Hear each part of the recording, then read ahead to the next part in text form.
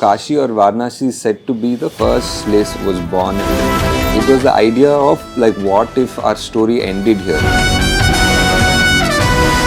The story is basically between these.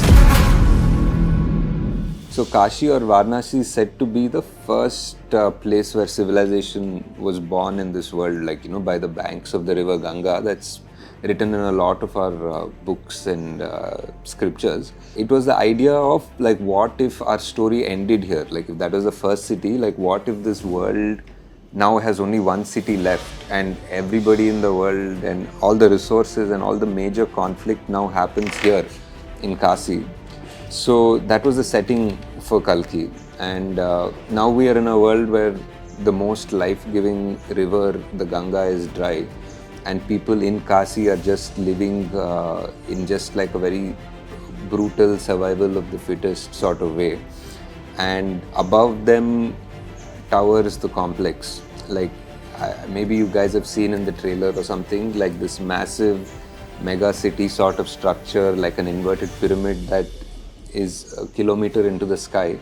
So that is the complex which has essentially everything. It's like paradise. It has all the greenery, resources, water, food, animals, everything that is not there in the world before. It's almost like a microcosm of what the world used to be like. And now the story is mainly set up here. It's between these two worlds, the people who are in the complex who control those resources and the people who are below in Kasi who don't have access, and these people in Kasi only just have a dream to enter the complex. In a way, it becomes a cycle. So for you to do the work to earn money to get into the complex is like one trap that you end up working for the complex and you finish your life before you can actually get in. So it's like one sort of a cycle, which is sort of something that happens today as well.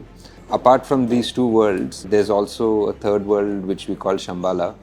Shambhala is something that we hear in many cultures, like even in Tibetan culture, it's called Shangri-La, and every culture has a name which is a mystical land which is hidden from the world, and that's where some people say advanced being, some people say the avatar, some people say many things, like how the name Shambhala itself is very connected to the myth of Kalki, to the legend of Kalki, because it's said that this is where the final avatar will come. That is the most powerful and that is the most familiar thing about the Kalki story. So these are our three worlds, and each of these worlds have a design or a thought process behind it.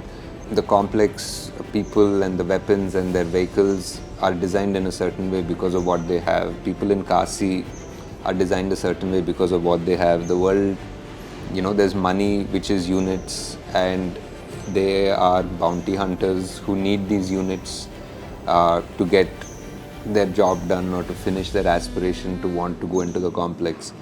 And there's this third world which is Shambhala, which is essentially the refuge.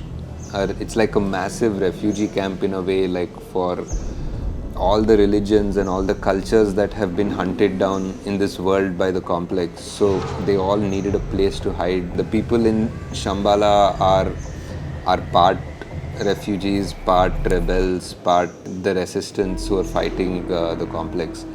So the story is basically between these three worlds, and each of them are very unique in their own way, and how their paths cross and how the story goes forward.